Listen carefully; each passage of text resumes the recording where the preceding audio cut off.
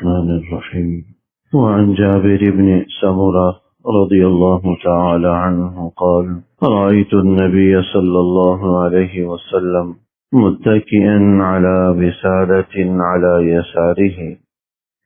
حضرت جابر ابن سمرہ رضی اللہ تعالی عنہ حضور نبی اکرم صلی اللہ علیہ وسلم کا یہ ارشاد نقل فرماتے ہیں: رأيت النبي صلى الله عليه وسلم متكئا على وسادة على يساره، کہ میں نے حضور نبی اکرم صلی اللہ علیہ وسلم کو دیکھا کہ آپ تکیے پر ٹیک لگائے بیٹھے تھے، علی یسارہ، اور بائیں طرف تھے، یعنی اپنا بایاں ہاتھ تکیے پر آپ علیہ الصلوۃ والسلام نے رکھا ہوا تھا اور بائیں کروٹ پر بیٹھے ہوئے تھے۔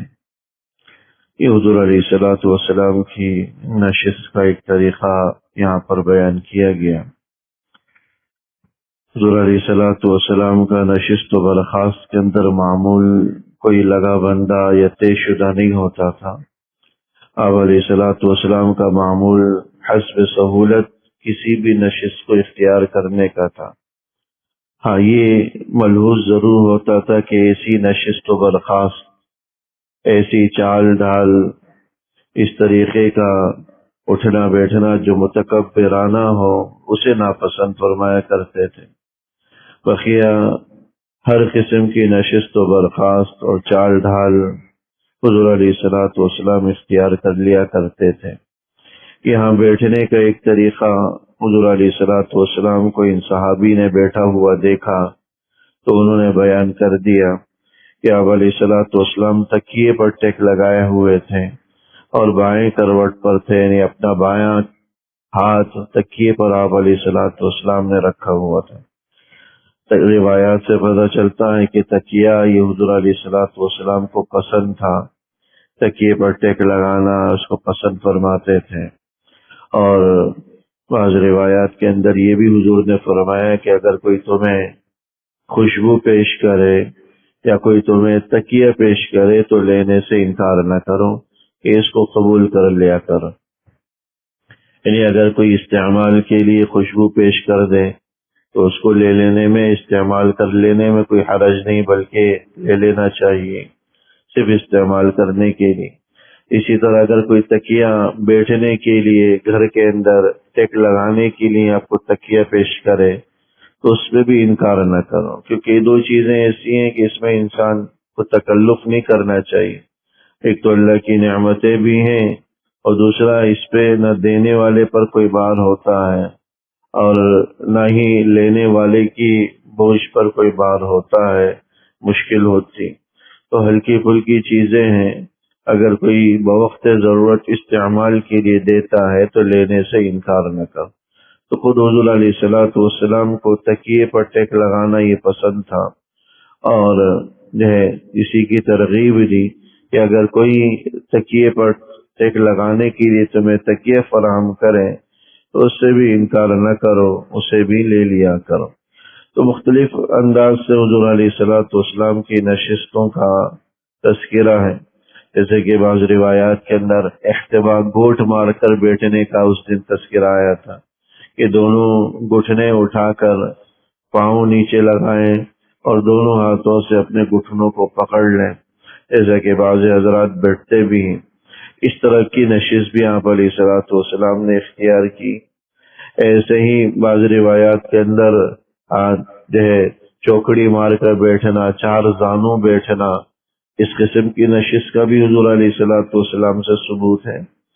البتہ کھانا کھاتے وقت جو ہے دو اتحیات کی شکل میں دو بیٹھنا یا دونوں پیروں کو اٹھا کر بیٹھنا، اس قسم کی نشست کا بھی ثبوت ہے۔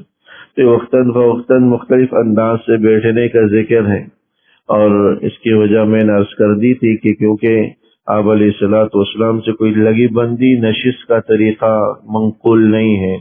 جو حسب سہولت متواضعانہ نشست ہوتی تھی اور آپ علیہ الصلوۃ والسلام اس کو اختیار فرمایا کر لیتے، بس متکبرانہ نشست سے، چال سے اجتناب فرماتے، اور جو ایسی نشست ہوتی جس کے اندر تواضع عاجزی انکساری ہوتی، آپ علیہ الصلوۃ والسلام اس کو پسند فرمایا کرتے۔ تکیے کا دستور آج کل ہمارے یہاں سے تقریباً ختم ہوتا جا رہا ہے، جب سے یہ صوفہ ٹیبل آ چکے ہیں، گھروں کے اندر صوفے اور ٹیبل کا رواج، اور لوگ اسی کو ہی ترجیح دیتے ہیں۔ حضور علیہ الصلوۃ والسلام کے زمانے میں اولاً یہ چیزیں موجود ہی نہیں تھیں، اس لیے تکیے کا رواج تھا، اور تکیے کے اندر بیٹھنے میں بھی آسانی، حسب سہولت آدمی پیر پھیلا کر لمبا کر کے اور کسی بھی انداز سے بیٹھ سکتا ہے، اس میں کوئی دقت دشواری نہیں ہوتی۔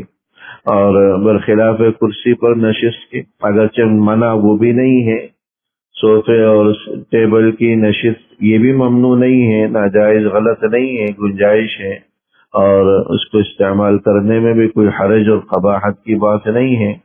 لیکن حضور علیہ الصلوۃ والسلام سے نشست کا جو طریقہ منقول ہے وہ تکیے پر ٹیک لگانے کا ہے۔ اس کے اندر سادگی بھی ہے اور ساتھ ساتھ آسانی اور سہولت بھی ہے، کہ بیٹھنے والے کے لیے بھی آسانی اور سہولت ہو جاتی ہے۔ اس لیے حضور علیہ الصلوۃ والسلام تکیے پر ٹیک لگانے کو پسند بھی فرمایا کرتے۔ اور یہاں جو نشست تھی کہ بائیں طرف بائیں کروٹ پر آپ بیٹھے ہوئے، یہ بھی کوئی ضروری نہیں ہے۔ ان صحابی نے حضور علیہ الصلوۃ والسلام کو جب دیکھا تو اسی کروٹ پر دیکھا، تو انہوں نے ہمارے تک اور آپ تک بیان کر دیا۔ ایک تو ان حضرات کا عشق و محبت بھی تھا کہ جس حالت میں حضور علیہ الصلوۃ والسلام کو دیکھا بیان کر دیا، نقل کر دیا، من وعن بیان کر دیا۔ اب اگر کوئی بائیں کروٹ کے بجائے دائیں کروٹ پر بھی بیٹھے تو بھی سنت کے خلاف نہیں ہوگا، کیونکہ حضور علیہ الصلوۃ والسلام حسب سہولت کوئی بھی نشست اختیار فرمایا کرتے تھے۔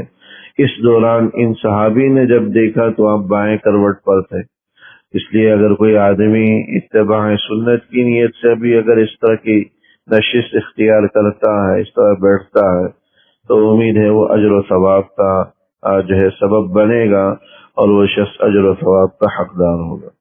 اللہ جل شانہ عمل کرے۔ ربنا تقبل منا انك انت السميع وتب علينا انك انت التواب الرحيم، وصلى الله تعالى على خير خلقه محمد وآله وصحبه أجمعين، آمين برحمتك يا رب۔